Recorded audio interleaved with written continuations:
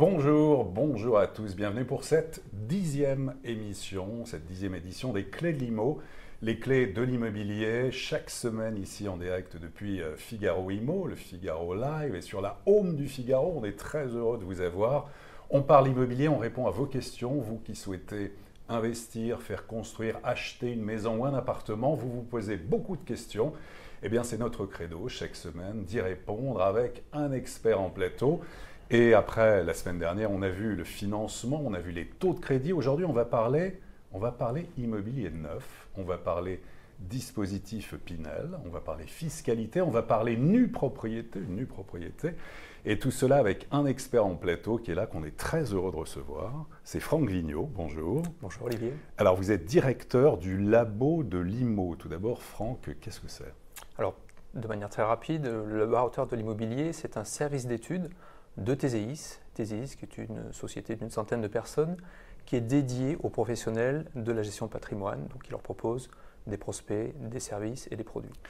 Le laboratoire en fait est chargé de la sélection des opérations immobilières référencées par TSIS et réalise également des études de marché pour des promoteurs notamment. Donc spécialisé dans le neuf, notamment bien sûr tout ce qui est investissement Pinel qui marche très très fort dans l'immobilier neuf.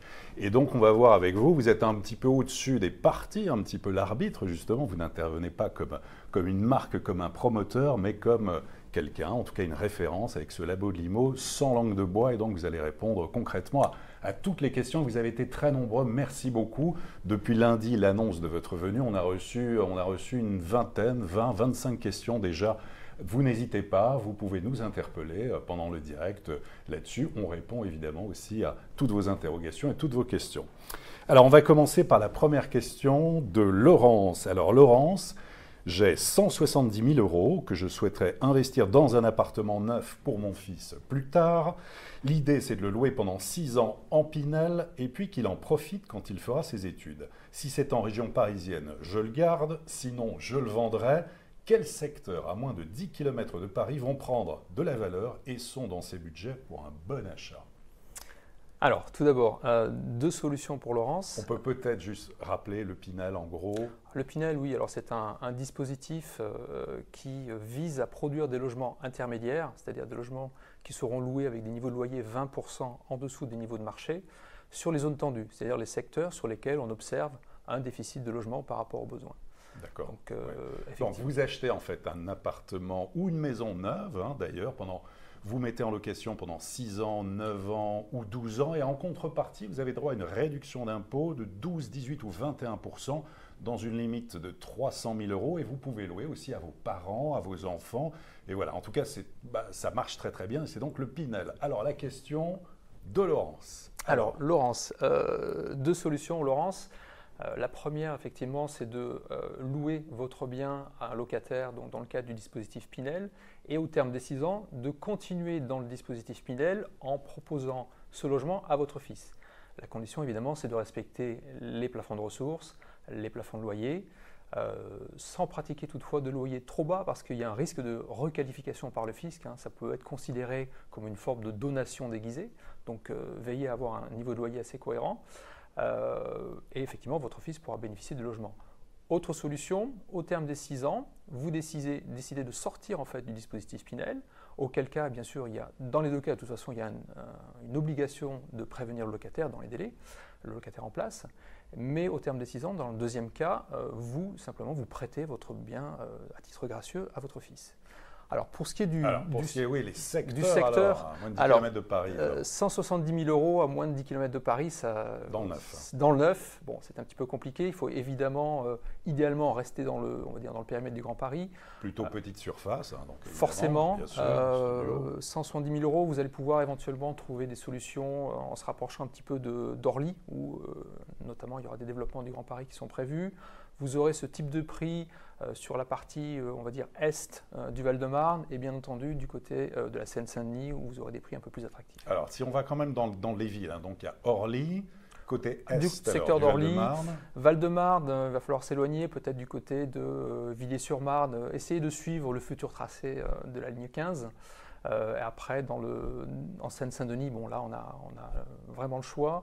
On peut, je pense, s'approcher en première couronne, peut-être sur des communes comme Saint-Denis, à voir si le prix passe, si l'enveloppe passe. Ouais, Mais c'est vrai que 170 000 c'est un budget un petit peu serré quand même pour l'Île-de-France. Voilà, mais en tout cas, elle peut y aller, il ne faut pas hésiter. Donc, Laurence, en tout cas sur cet achat dans le neuf, 170 000 euros, à moins de 10 km de Paris, voilà, il y a ces secteurs-là à privilégier. On va peut-être le voir d'ailleurs un petit peu plus tard dans l'émission. Deuxième question, alors on reste sur les villes justement où investir. Là, on sort de Paris, c'est Laurent qui nous dit « J'hésite à investir dans le neuf entre Nantes et Angers. Quel est le meilleur choix et sur quels critères choisir ?» Alors, tout d'abord, avant de comparer, enfin d'essayer de comparer les deux communes, préciser dans un premier lieu qu'Angers est aujourd'hui classé en zone B2, ce qui normalement ne le rend pas éligible au dispositif Pinel. Dans certains cas, si le permis a été déposé avant le 31 décembre 2017 et surtout si Laurent arrive à signer son acte authentique avant le 31 décembre 2018, c'est possible.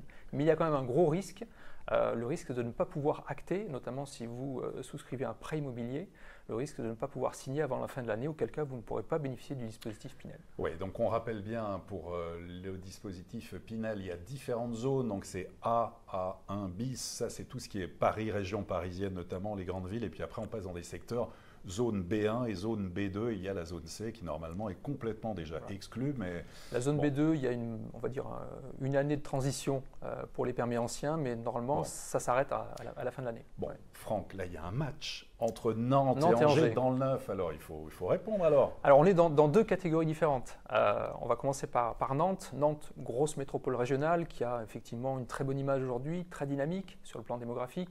On est sur une aire urbaine de 950 000 habitants. Sur Nantes intramuros, on a 55 000 étudiants, on a 42% des résidences principales qui sont occupées par des locataires, donc gros marché, dynamique, profond. L'inconvénient, c'est que Nantes est victime un petit peu de son succès avec des prix immobiliers qui grimpent. On a eu une évolution l'année dernière de 7-8% dans l'ancien, et le neuf suit. Donc, alors on va démarrer aujourd'hui sur Nantes aux alentours de 4 000 euros. Le prix moyen, c'est 4 500 euros le mètre carré. Et on grimpe dès qu'on se rapproche de la place Gralin, par exemple, on atteint des sommets à 7 000 euros. Il y a même certains logements qui sont vendus à plus de 9 000 euros le mètre carré. Voilà pour Nantes. Donc, prix élevé, ça signifie aussi derrière que vous aurez un rendement locatif peu dynamique, aux alentours de 3,2%. 3,2%. Voilà. Mais on va dire un investissement assez sécurisé, donc peu dynamique. D'accord. Angers, on change de catégorie. Ouais. Donc là, on est sur une aire urbaine de 410 000 habitants environ. Alors, la démographie sur Angers est plus stable. Entre 1999 et 2015, les dernières données de l'INSEE, on a une population qui est restée stable. Donc moins de dynamisme, on a eu une phase de baisse puis une phase de hausse à nouveau. On a toujours des étudiants, 38 000 à peu près, un petit peu moins de locataires. Et du coup, on a des prix qui sont plus sages puisqu'on arrive à trouver des prix de l'ordre de 3 800, 4 000 euros. Donc sur Angers, vous prendrez peut-être un petit peu plus de risque avec un territoire qui est un peu moins dynamique, mais vous aurez du coup des prix plus attractifs et donc un rendement locatif plus dynamique. D'accord, très bien. Pour aller plus loin, n'hésitez pas sur Figaro Immobilier et sur Figaro Immobilier Neuf. On avait mené une enquête sur le palmarès des villes où investir en France. Et là, je suis un peu embêté parce que les deux, on avait Nantes qui était en deuxième position cette année, juste derrière Montpellier. Et Angers a été la belle surprise de l'année en terminant 6e. C'est vrai qu'Angers, il y a aussi beaucoup de choses. Angers, on peut devenir propriétaire pour moins de 2 000 euros par mètre carré, en tout cas là, dans l'ancien. C'est une ville effectivement qui est très dynamique, futur tramway en 2019, et puis il y a énormément de constructions dans le neuf. Il y a un concours qui s'appelle Concours Imagine Angers sur la ville de demain. C'est une ville vraiment très intéressante, beaucoup d'étudiants effectivement, et Nantes très bien aussi. Moi je mettrais une petite pièce sur Angers, mais bon, c'est voilà, sur la perspective en tout cas. De ce qu'on sait, il serait question d'un nouveau zonage pour Angers, mais bon, ça reste encore à vérifier. Alors, merci. Question de Valentin. J'ai pour projet d'acheter un appartement comme résidence principale à Toulouse, intramuros. L'idée, c'est de le revendre plus tard. Quel secteur me conseillez-vous? Que pensez-vous du quartier de la Cartoucherie avec de nouvelles résidences prévues pour 2021? Alors, l'idéal, le Graal en fait pour l'investisseur, c'est la résidence dans le secteur diffus, c'est-à-dire une opération dans un quartier qui est déjà établi, bien bâti avec des commerces. Il n'y en a pas beaucoup. Souvent, on est sur des petites opérations relativement chères et bien souvent, les lots les plus intéressants partent très très vite. Donc, il faut être très patient, très réactif. Si vous n'avez pas forcément le temps, effectivement, il y a d'autres secteurs sur Toulouse sur lesquels on a beaucoup plus de choix. On est sur des ZAC, des zones d'aménagement concerté, où on va trouver une plus forte densité de logements. Donc c'est le cas de la cartoucherie notamment. Alors la cartoucherie à Toulouse, on est sur, on va dire, un début de projet. La première tranche a déjà été livrée. C'est un quartier un peu atypique par rapport à ce qu'on trouve sur Toulouse. Écoquartier ou pas? Non. Écoquartier, alors ça honnêtement je ne saurais plus vous dire, mais on a prévu des équipements, on a prévu des espaces verts, des écoles, il y aura du bureau, il y aura du tertiaire, un parc, tout est prévu. Et il y a également 2 stations de métro, de tramway qui sont prévues, donc qui permettent une bonne desserte. Particularité, on est sur un environnement très dense, ce qui est peu habituel sur Toulouse, puisqu'on est... en fait, Toulouse intramuros est plus étendu que Paris, mais on n'y compte que 470 000 habitants. Donc le Toulousain n'est pas habitué à avoir des logements assez élevés et assez denses. Donc, quartier à imaginer pour l'instant, donc peut-être pas évident pour un futur investisseur. Les prix, alors comment évoluent-ils? Alors les prix sur les dernières opérations, puisque justement il est question de deux exemples de programmes qui sont relativement proches l'un de l'autre, les deux assez proches de la station de tramway. On est aujourd'hui sur un prix moyen de 4 200 €. 4 000, c'est-à-dire qu'à Toulouse, les prix ont progressé, beaucoup moins qu'à Bordeaux d'ailleurs, mais quand même ont progressé. C'est un marché vraiment d'investisseurs. 70% des acquisitions dans le neuf notamment sont réalisées en Pinel, donc c'est vraiment un marché d'investisseurs. C'est un marché très profond. Il y a plus d'un logement sur 2 qui est occupé par un locataire dans le parc privé aujourd'hui. On a énormément d'étudiants, on a énormément de jeunes actifs. Donc c'est un marché qui s'adresse à des personnes en début de parcours résidentiel qui typiquement vont se tourner vers la location. Ouais. Tout à fait. Et puis juste un mot quand même, la première couronne, Balma, Colomiers, est-ce que ça vous conseillez ou... Bien sûr, bien sûr, on va trouver des prix un peu plus sages, des accès relativement rapides, alors malheureusement souvent par route, puisqu'on a des transports en commun relativement peu développés autour de Toulouse, mais ce sont des communes qui ont une très bonne image. On est du côté du secteur de l'aéronautique avec Airbus. Très bien, ça c'est à suivre. Question de Thibault. Alors, avec le prélèvement à la source en 2019, qu'est-ce qui va changer pour le Pinel? Bonne ou mauvaise nouvelle côté crédit d'impôt? Alors c'est une très bonne nouvelle finalement, on a eu un petit peu de mal, un petit peu de flou au tout début, mais la bonne nouvelle c'est que dès le 15 janvier 2019, les investisseurs en Pinel bénéficieront d'une avance en fait sur leur réduction d'impôt égale à 60% de la réduction. Donc au lieu d'en bénéficier tous les mois ou lors des versements des tiers, dès le 15 janvier, ils auront 60% de réduction d'impôt. Et il y aura un deuxième versement qui aura lieu au mois d'août où on va verser le solde, 40% en intégralité. Donc, ça, c'est plutôt... Excellent effet de trésorerie, effectivement, pour les investisseurs. Alors, question de Liliane, question suivante. Je suis en recherche d'un appartement afin de me faire un complément de retraite. J'habite à 1 heure de Lyon, mais tout est très cher. Le moindre studio environ 120 000 €. Pour mon budget, on ne me propose que des résidences-services étudiantes. Dans quelle ville investir? Alors c'est vrai que sur Lyon, c'est difficile de trouver des prix en deçà de 5 000 €, surtout sur les petites surfaces. Alors si vous choisissez le produit étudiant, la résidence-service étudiant, vous êtes sur un produit différent, vraiment différent du Pinel, vous êtes sur un produit d'épargne. Il ne faut pas compter sur, un produit de rente. Il ne faut pas compter forcément sur une revalorisation à la revente, c'est quasiment jamais le cas. Par contre, c'est un produit que vous allez conserver pour vous générer des revenus complémentaires sur du long terme. En termes de secteur, bien évidemment, il faudra vous rapprocher des pôles étudiants. Donc 1 heure de Lyon, on est un petit peu loin. Alors on pense évidemment à Lyon intramuros où on va trouver une forte densité, le 8e avec l'école de pharma, l'école de droit. Il y a des secteurs qui seront un petit peu moins chers, tout aussi attractifs. Je pense à Villeurbanne notamment avec le campus de la Doua, très gros campus, donc intéressant. Mais les prix n'avaient pas trop augmenté à Villeurbanne ces derniers temps, non? On a quand même un petit décrochage entre Lyon, intramuros encore et Villeurbanne. On a également, on peut avoir des communes périphériques comme Bron, où on va trouver une antenne de l'université Lyon 2. Et si on passe côté ouest de Lyon, on a Écully, on va trouver l'école centrale de Lyon, là aussi un pôle étudiant intéressant. Donc essayez peut-être de tabler plutôt sur la première couronne, deuxième couronne de Lyon pour trouver des prix plus attractifs. D'accord. Question suivante, alors question de Guillaume. On me dit qu'acheter dans le neuf en nue propriété est un bon plan. Quelles sont les modalités et que me conseillez-vous? Alors, la nue propriété. Alors, qu'est-ce que c'est rapidement? L'acquéreur, en fait, au lieu d'acheter un logement en pleine propriété, va acheter uniquement les murs, en quelque sorte.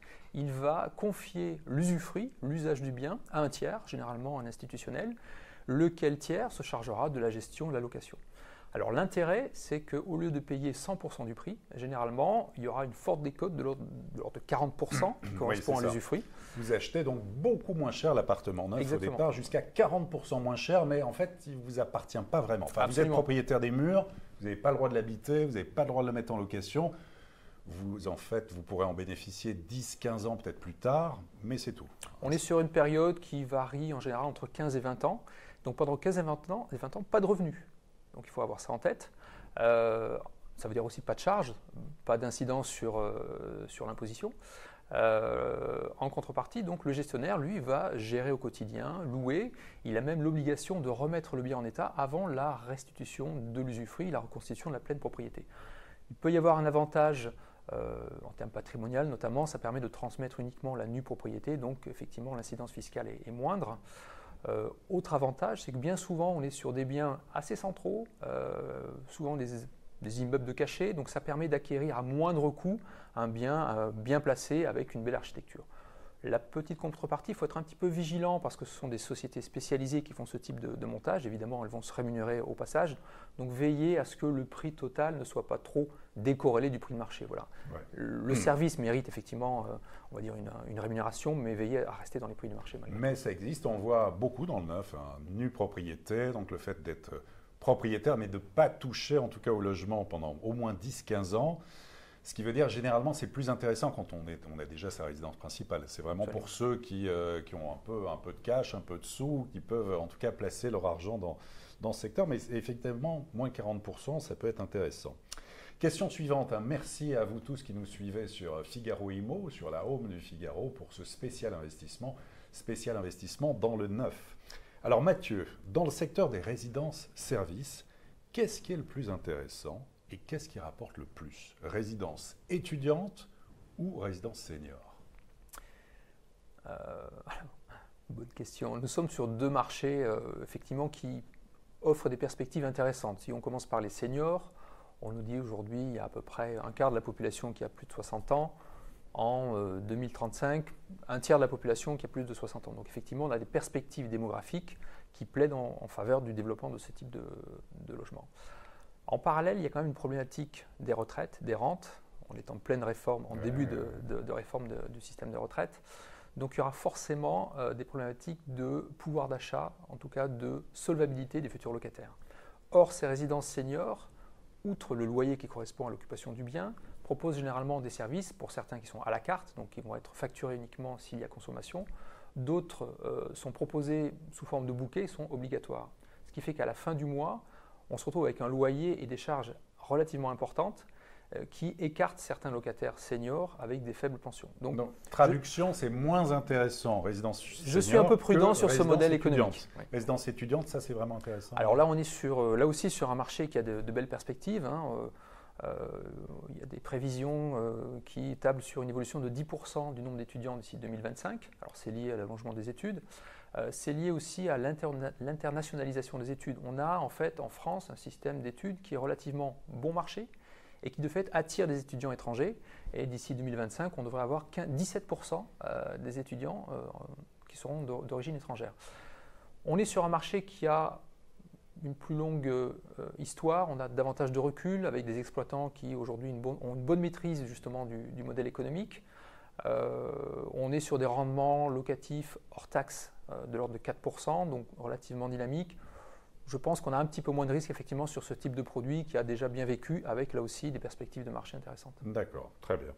Adeline, quelles sont les villes en manque de location dans le 06? Doit-on privilégier un centre-ville bruyant ou un emplacement excentré au calme? Alors les Alpes-Maritimes, on est effectivement sur un secteur plutôt tendu. Il y a des explications purement géographiques à cela, puisqu'on l'habitat va se concentrer en général en bord de mer, l'arrière-pays étant plutôt montagneux, difficile à construire. On a une concentration de l'espace constructible plutôt en bordure de littoral. L'inconvénient, c'est qu'on est sur des secteurs très chers, donc difficilement accessibles pour des ménages qui vont plutôt se tourner vers la location. Après, choisir entre un centre-ville, oui, qu'est-ce qui vaut mieux alors? Là aussi, on est sur deux types de produits différents. En centre-ville, j'allais dire qu'on est sur un produit quasiment sans risque. On va avoir les commerces, les commodités, Plus cher, les écoles, ouais. on va être plus cher. Voilà, un produit plus risqué, moins risqué, pardon, plus cher, et de fait, on aura un rendement locatif un peu plus faible. C'est un petit peu comme les produits mobiliers, moins on a de risques, moins on a de rendement. Si au contraire on s'éloigne, on va sur un secteur plus calme, on sera plus loin des commerces, plus loin des transports en commun, plus loin des écoles, on va bien évidemment avoir une réduction de prix de vente et donc mécaniquement une augmentation du rendement locatif. Donc vous prendrez peut-être un petit peu plus de risques au niveau locatif, mais vous aurez un meilleur rendement. Donc là, c'est un arbitrage en fonction de votre profil, votre capacité d'achat aussi, puisque vous paierez plus cher un bien central et un bien excentré sera meilleur marché. Bon. À vous de voir en fonction de votre Oui. objectif et de votre capacité de financement. Effectivement. Vince, est-il intéressant d'investir dans le neuf, dans le Grand Paris, quand on sait que beaucoup de gares ne seront pas réalisées faute de budget? Sinon, quelle commune faut-il privilégier? Alors, pour rassurer Vince, oui, le Grand Paris, c'est un projet extraordinaire d'ampleur européenne. On parle de 131 communes, on est sur un bassin de 7 millions d'habitants. 68 nouvelles gares. Voilà, c'est un projet colossal, effectivement, qui s'étire sur de nombreuses années. Le calendrier, alors c'est peut-être ce qui effraie un petit peu Vince, le calendrier a été recalé, en d'autres termes décalé. On a des échéances maintenant. Une question très judicieuse, Oui, effectivement, parce qu'on nous a tellement fait croire et dit que le Grand Paris allait arriver tout de suite. On se rend compte d'ailleurs qu'il y a, ne serait-ce qu'avant-hier, on a appris que la ligne 15 Sud, qui était pourtant privilégiée, on se disait voilà un secteur qu'il faut absolument privilégier, la ligne 15 Sud va être encore décalée sans doute d'une année, même si on va avoir les Jeux Olympiques à Paris en 2024 qui doit booster justement la construction de nombreuses lignes. La 15 Sud dans le signe déjà va être un peu décalée quand on sait qu'il y a aussi d'autres lignes, on va l'évoquer, qui vont être décalées. Bon.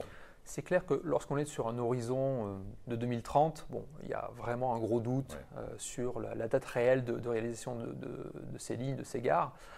Pour autant, d'après les derniers calages, donc 2024-2025, on devrait avoir 3 lignes assez intéressantes. La ligne 14, donc, qui va relier en fait Orly jusqu'aux Olympiades aujourd'hui, qui est le terminus. Donc une liaison plutôt nord-sud. La 14 qu'on voit là. En image, on voit sur l'écran, voilà. Resserré, merci. On va avoir également la ligne 15, alors entre Noisy-Champs et Pont-de-Sèvres. Voilà. Ligne intéressante qui va être un peu décalée, mais qui reste quand même parmi les premières lignes et les premiers tronçons qui vont être réalisés. On nous annonce juin 2025 maintenant. Hein. C'est ce qu'a annoncé 2024-2025. Voilà, Thierry Dallard, nouveau président du directoire de la Société du Grand Paris, qui a dit qu'il y aurait des difficultés techniques alors que c'était prévu pour 2024. Mais bon. Alors ensuite, d'autres... La troisième ligne, c'est la ligne 16. Cette fois-ci, on va être entre Clichy et Saint-Denis-Pleyel. Saint-Denis d'ailleurs qui va être un gros hub, hein, puisqu'il y aura pas mal de lignes qui vont converger vers cette gare-là. Donc en termes de secteurs intéressants, bien entendu, idéalement essayer de rester à proximité de cette future gare.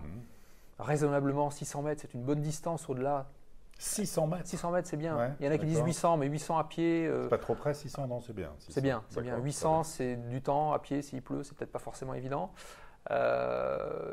Essayez de viser les grosses interconnexions. Vous avez des communes où il y aura 2 gares, à Villejuif par exemple. Ouais. Les gros hubs, il y aura l'effet effectivement des Jeux Olympiques que vous évoquiez, donc secteur du Bourget, Saint-Denis. Voilà, ce sont des territoires à privilégier. On parlait de Villiers-sur-Marne tout à l'heure. Il y a des secteurs comme Champigny également où il y aura une jonction entre 2 lignes. Je pense que là, on est sur vraiment des communes très intéressantes où il y a de vraies perspectives en termes de mobilité, de création d'emplois et donc derrière de besoins de logement. Mais Franck, je crois que Vince, en tout cas, merci. Vince a raison. En tout cas, ne pas se précipiter, vraiment regarder à la loupe la construction de ces lignes, de ces nouvelles gares, qu'il n'y ait pas du retard. Voilà, il ne faut pas se faire avoir, en gros, par certains discours qui ont été absolument dithyrambiques sur le Grand Paris, qui allait être absolument extraordinaire. C'est une réalité maintenant. Là, je parle uniquement des gares, de la construction des gares, à la fois des budgets, à la fois de ce qu'on nous a annoncé dans le calendrier qui commence à être pas mal retardé. Alors, question ensuite de Nicolas. J'envisage un investissement Pinel en PACA sur la Côte d'Azur. Quelles villes et quels quartiers sont les plus rentables et perdront le moins de valeur possible? J'envisage un T2 avec un budget de 170 000 à 180 000 euros, un prêt à 110% sur 25 ans dans une petite résidence. Quel promoteur faut-il éviter ou ceux de qualité? Ça fait beaucoup de questions, mais bon, au moins... Ça fait une équation à pas mal d'inconnus. Alors un T2, 170 000, 180 000 euros. On est sur, on va dire, un prix d'environ 4 000 euros le mètre carré. Sur PACA, ça va être un petit peu tendu. Il faudra éviter le littoral, très clairement. Je pense que les Alpes-Maritimes, ça risque d'être un petit peu compliqué aussi.